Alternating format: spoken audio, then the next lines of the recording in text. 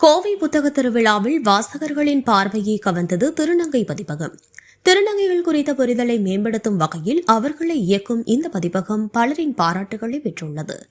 மாறிய பாலினத்தவர்களின் வாழ்க்கை சவால்கள் இன்னும் கூட நீடித்து வருகின்ற நிலையில் அவர்களின் அனுபவங்களையும் குரல்களையும் சமூகத்திற்குள் கொண்டுவர முக்கிய பங்காற்றுகிறது இந்த பதிப்பகம்.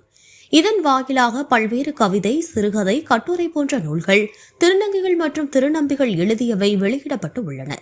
2022 புத்தக அரங்குகளில் பணியாற்ற தொடங்கிய இவர்கள் 2023 சென்னை புத்தக திருவிழாவிலும் பங்கேற்றனர். இப்போது கோவையில் முதலாக அமைந்துள்ள ஸ்டால் அமைத்துள்ளனர். 7 பேர் பணியாற்றும் இந்த பதிப்பகத்தில் ஓரங்கட்டப்பட்ட சமூகத்தின் குரலை இலக்கியமாக வெளிப்படுத்தும் முயற்சியாக தங்களை காண்கிறார்கள்.